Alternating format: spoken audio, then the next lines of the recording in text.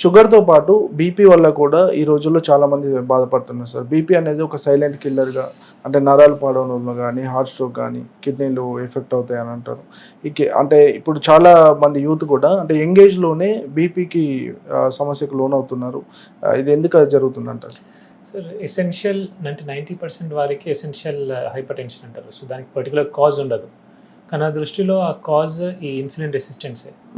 Insulin resistance వల్లనే వాళ్ళకి BP వస్తుంది. ఏంజియోటెన్సిన్ కన్వర్టింగ్ ఎంజైమ్ ఉంటుంది. ఆ పాత్వే ద్వారా అన్ని రకాల ద్వారా సోడియం అండ్ వాటర్ రిటెన్షన్ ఉంటుంది. బ్లడ్ వెజల్స్ దగ్గరకు వచ్చేసి బీపీ పెరగడం అనేది జరుగుతుంది. సో ఇన్సులిన్ రెసిస్టెన్స్ మనం కంట్రోల్ చేసుకుంటే, ఇన్సులిన్ సెన్సిటివిటీ పెంచుకుంటే బీపీ కూడా కంట్రోల్ ఉంటుంది ఒకటి. అండ్ కొన్ని సెకండరీ కాజెస్ ఉంటాయి. అంటే కిడ్నీ డిసీజ్ వల్ల, హార్ట్ డిసీజ్ వల్ల, రకరకాల డిసీజ్ వల్ల కూడా బీపీ పెరుగుతుంది. అంటే బీపీ రావడానికి ఒక్క కారణం అంటూ ఏముండదు. అంటే మేజర్లీ ఇన్సులిన్ రెసిస్టెన్స్ అని నాకు అనిపిస్తుంది. కానీ వేరే కాజెస్ ఉంటాయి. కిడ్నీ డిసీజ్లో వస్తుంది, గుండె వల్ల రావచ్చు, తలకు సంబంధించిన. సో రకరకాల డిసీజ్లో కూడా బీపీ పెరగవచ్చు. బట్ అది మినిమం తక్కువ ఉంటాయి అవి. మీ దగ్గరకు వచ్చే పేషెంట్లో సార్ జనరల్గా జెనెటిక్స్ వైజ్గా ఎక్కువ వస్తుందా, లేకపోతే లైఫ్ స్టైల్ వల్లనే ఎక్కువ బీపీ ప్రాబ్లమ్స్? సార్ నాకు అడల్ట్ వారు వస్తారు కాబట్టి మోస్ట్లీ అది ఎక్వైర్డ్ ఉంటుంది. ఎందుకంటే యంగ్ ఏజ్లో వచ్చేవే అవి మోస్ట్లీ జెనెటిక్ ఉంటాయి. నా దగ్గర వచ్చే వాళ్ళు 40 years 30-40 ఆ ఏజ్ ఉంటాయి కాబట్టి జెనెటిక్ తక్కువ వస్తాయి సార్ నాకు ఈ బీపీ షుగర్లు అయితే. అంటే బీపీ కూడా ఒక్కసారి వచ్చిందంటే లైఫ్ టైం మందులు వాడాల్సిందేనా సార్? అంటే ఎసెన్షియల్ హైపర్ టెన్షన్ చెప్పాను కదా సార్, ఇది రివర్సల్ చేసుకుంటే డోస్ తగ్గొచ్చు. కొందరికి గోళీలు బంద్ అయినవి కూడా నేను చూశాను. కానీ షుగర్ అంతా మంచి రెస్పాన్స్ బీపీలో ఉండదు sir. Because BP is multi factorial అని నాకు అనిపిస్తుంది. సో కొందరు ఉన్నారు ఇట్లా రివర్సల్ అయింది, బట్ షుగర్కు ఉన్నంత నేను చూడలేదు దీంట్లో బీపీలో. చాలా వరకు బీపీ గోళీ వేసుకోవాల్సి వస్తుంది చాలా మందికి. ఓకే, అంటే హైపర్ టెన్షన్లో అంటే high BP dangerous sir, low BP ఎక్కువ డేంజర్ అంటారు? Sir high BP is dangerous and low BP అంటే చాలా తక్కువ. But high BP is very dangerous because hypertensive, neuropathy, cardiomyopathy అన్నీ జరుగుతాయి. ఇలా అయితే షుగర్ వల్ల బ్లడ్ వెజల్స్ డ్యామేజ్ అవుతాయో బీపీ వల్ల కూడా బ్లడ్ వెజల్స్ డ్యామేజ్ అవుతాయి. సో చాలా మంది సార్ ఒక అపోహ ఉంది, అంటే హై బీపీ ఉన్న వాళ్ళకు షుగర్ వాటర్ తాగించాలి, లో బీపీ వచ్చినప్పుడు కొంత సాల్ట్ వాటర్ తాగించాలని అపోహ ఉంటుంది. అలా చేయకూడదు, అలా చేయకూడదు. అలా చేస్తే డేంజర్ అవుతుంది. సో ఇలాంటివి చేయకూడదు. సో హై బీపీ ఉంటే life style modification long term ఉంటుంది. వాళ్ళు ఖచ్చితంగా టాబ్లెట్ వేసుకోవాలా. బీపీ ఎక్కువ ఉన్న వాళ్ళు ఖచ్చితంగా టాబ్లెట్ వేసుకొని బీపీ కంట్రోల్ ఉంచుకోవాలా. మెల్లమెల్లగా లైఫ్ స్టైల్ మోడిఫై చేసుకొని దేవుడి దయ ఉంటే బీపీ టాబ్లెట్ బంద్ కావచ్చు. ఓకే, కానీ అలా సడన్గా షుగర్ వాటర్ తాగిస్తే అయితే అనేది ఏముండదు. అంటే ఒకవేళ బీపీ కంట్రోల్లో ఉంచుకోవాలంటే ఎలాంటి లైఫ్ స్టైల్ ఉంచుకోవాలి sir? Same sir, just like ఇప్పుడు షుగర్ గురించి ఎట్లయితే చెప్పాను, ఎక్సర్సైజ్ చేయాలా, రిఫైన్డ్ ఫుడ్స్ తీసుకోవద్దు, యోగాసనాలు అలాంటివి చేయాలా, మెడిటేషన్ చేయాలా, హోల్ ఫుడ్స్ తీసుకోవాలా, ప్రాపర్ రెస్ట్ ఇవ్వాలా. అండ్ బీపీ షుగర్కి I think sleep is very important sir. మనం చాలా వరకు నెగ్లెక్ట్ చేస్తున్నాం బీపీ గురించి, షుగర్ గురించి. కానీ స్లీప్ సరిగ్గా లేకపోతే బీపీ షుగర్ కంట్రోల్ ఉండదు. ఎప్పుడైతే స్లీప్లెస్ నైట్ ఉంటుందో దాని నెక్స్ట్ డే బీపీ ఎక్కువ ఉంటుంది, షుగర్ కూడా స్పైక్ ఎక్కువ ఉంటుంది. సో నిద్ర చాలా చాలా ఇంపార్టెంట్. అండ్ ఈ కాలంలో యువత కానివ్వండి, పెద్దవారు కూడా సరిగా నిద్రపోవట్లేదు. ఈ రీల్స్ మాయాజాలంలో పడుతున్నారు. నేను అసలు ఎంత చూస్తున్నా అంటే నైట్ అంతా 7-8కి స్టార్ట్ చేస్తారు. అండ్ రీల్స్ ఎంత అడిక్టివ్ అంటే అవి మీరు ఒక్కసారి స్టార్ట్ చేయండి, టైం అర్థం కాదు. చాలా మంది 2 గంటలు 3 గంటలు మార్నింగ్ వరకు కూడా రీల్స్ చూస్తూ ఉంటారు. సో అది చాలా డేంజరస్. సో స్లీప్ లేకపోతే కూడా షుగర్ వస్తుంది, బీపీ వస్తుంది, అన్నీ వస్తుంది.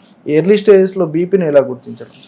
ఎర్లీ స్టేజెస్లో ఏమైనా సిమ్టమ్స్ ఉంటాయి సార్, గిడ్డినెస్ కానివ్వండి, తలనొప్పి కానివ్వండి, అలాంటివి వస్తే చూడొచ్చు. అండ్ ఇప్పుడైతే సార్ ఈ కాలంలో బీపీ షుగర్ స్క్రీనింగ్ అనేది వెరీ ఎర్లీ స్టేజ్లో అవుతుంది, చాలా ముందే అయిపోతుంది. అది నా దగ్గర వచ్చే పేషెంట్స్ ఆల్రెడీ ఉన్నవారే, తెలిసిన వాళ్ళే వస్తున్నారు. కానీ నేను కొత్తగా బీపీ షుగర్ని కనుగొన్నది చాలా తక్కువ. ఓకే, ఒకవేళ బీపీ కంట్రోల్లో లేకపోతే మేజర్గా ఏ ఆర్గాన్స్ మీద ఎక్కువ ప్రభావం చూపిస్తుంది? జస్ట్ లైక్ షుగర్ లాగే సార్, కిడ్నీ, హార్ట్, బ్రెయిన్ అన్ని, రెటైనోపతి, నర్వ్స్ మీద ప్రభావం ఎలా ఉంటుంది? న్యూరోపతి అయితే సార్ హెమరేజిక్ స్ట్రోక్ వచ్చే అవకాశం ఉంది. రక్తనరం పలికి రక్తం మెదడు లీక్ అవుతుంది, స్ట్రోక్స్ వచ్చే అవకాశం ఉంది. అంటే డైట్ వల్ల కానీ రోజు ఎక్సర్సైజ్ వల్ల కానీ కొంత కంట్రోల్లో డెఫినెట్లీ బీపీ కంట్రోల్ ఉంటుంది, కానీ చేయాలి. So life style as a whole modify చేస్తే ఇంప్రూవ్ అవుతుంది. సార్ మీరు ఇచ్చే లైఫ్ స్టైల్లో అంటే పేషెంట్స్కి చాలా మంది కూడా గీ ఎక్కువ వాడమని చెప్తున్నారు, అండ్ మటన్ కూడా ఎక్కువ సజెస్ట్ చేస్తున్నారు. ఆ కారణం ఏంటి? సార్ నేను ఘీ ఎక్కువ అనట్లేదు, భయపడకండి అంటున్నా. ఇన్ మోడరేషన్ ఘీ వాడొచ్చు అంటున్నాను. అండ్ మటన్ ఒక్కటే అనట్లేదు నేను. Mutton, chicken, fish, eggs, animal ప్రోటీన్స్ని నేను కొంచెం తినండి అంటున్నాను. ఎవరైతే నాన్ వెజిటేరియన్స్ ఉన్నారో, నేను వెజిటేరియన్స్ అడగట్లేదు, ఎవరైతే నాన్ వెజిటేరియన్స్ ఉన్నారో వారికి కొంచెం యానిమల్ ప్రోటీన్ తీసుకుంటే, పర్టికులర్ ఎందుకు స్పెసిఫై చేయాల్సి వస్తుందంటే ప్రోటీన్ ఎవరు తినట్లేదు, నథింగ్, అసలు ప్రోటీన్ అనేది మాట లేదు. నేను నా దగ్గర విలేజ్ నుంచి వస్తారు, ఇంత అన్నం తింటారు సార్, ఒక పక్కకు ఇంత కూర ఉంటుంది వాళ్ళకు, లేదా పచ్చడి, దాంతోనే మొత్తం అన్నం తినేస్తారు వాళ్ళు. సో ప్రోటీన్ ఎక్కడ లేదు. So non vegetarians definitely animal protein తీసుకుంటే మనకు బెటర్ బయో అవైలబిలిటీ ఉంటుంది అలా. సో న్యూట్రియంట్ డెన్స్ ఉంటాయి ఈ యానిమల్ ప్రోటీన్స్, సో అవి తినమంటాను. వెజిటేరియన్స్ ఉంటే పప్పులు తినాలి, డ్రై ఫ్రూట్స్ తినాలి, అన్ని తినాలా. కానీ ఏదో రకంగా ప్రోటీన్ అనేది మనం వెజిటేరియన్ అయినా నాన్ వెజిటేరియన్ అయినా యానిమల్ ప్రోటీన్ ఉండాలి sir. That's what I tell. Okay, అంటే టాబ్లెట్స్ సార్ బీపీని తగ్గించుకోవచ్చా, లేదంటే ఓన్లీ నియంత్రణ కోసమే టాబ్లెట్స్ వాడాలా? అంటే బీపీ టాబ్లెట్ వల్ల బీపీ కంట్రోల్ ఉంటుంది సార్, కానీ అది మళ్ళీ మీరు నెక్స్ట్ డే వేసుకోకపోతే మళ్ళీ బీపీ పెరుగుతుంది కదా. రెగ్యులర్గా వాడమే మీరు లైఫ్ స్టైల్ మోడిఫై చేసుకోకుండా ఉంటే మాత్రం రెగ్యులర్గా వాడడమే. కొద్దిమందికి బీపీ ఒక్కసారిగా పడిపోతుంది సార్, అది ఎంతవరకు ప్రమాదకరం? అంటే కాజ్ దేని వల్ల పడిపోతుంది అనేది మనం చూడాలి sir. Exact cause of dehydration వల్ల పడిపోతుందా, దేని వల్ల పడిపోతుంది అనేది మనం చూడాలి, అకార్డింగ్లీ మనం ట్రీట్ చేయాలి. సార్ ఇప్పుడు మేజర్గా సార్ సమ్మర్లో అయితే ఎక్కువ డిహైడ్రేషన్ ఈ సమస్య ఉంటుంది, బీపీ పేషెంట్స్ ఎలా ఉండాలి జాగ్రత్తగా? సార్ డెఫినెట్లీ ఫ్లూయిడ్స్ అయితే తీసుకోవాలి సార్. అండ్ ఈ ఎండాకాలంలో షుగర్స్ అయితే అసలు తీసుకోవచ్చు సార్. షుగరీ డ్రింక్స్ ఉంటాయి చూడండి, అవి అస్సలకే తాగొద్దు. ఫస్ట్ ఏం తాగడం కంటే ఏం తాగొద్దో చెప్తా ఫస్ట్. ఈ షుగరీ డ్రింక్స్ ఉంటాయి చూడండి, కూల్ డ్రింక్స్ కానివ్వండి, అండ్ డూప్లికేట్ ఫ్రూట్ జ్యూసెస్, అంటే పేరుకి ఫ్రూట్ జ్యూస్ అది, కానీ లోపలంతా షుగర్ వాటర్ ఉంటుంది. సో ఇలాంటి ఫ్రూట్ జ్యూసెస్ ఇట్లాంటివి తాగకూడదు. షుగర్ డ్రింక్స్ లేకుండా మంచిగా ఎలక్ట్రోలైట్స్ ఉన్నాయి, ఏది మన నిమ్మరసం కానివ్వండి, మజ్జిగ కానివ్వండి, ఓకే, అట్లాంటి కొబ్బరి నీళ్ళు కొన్ని తాగొచ్చు.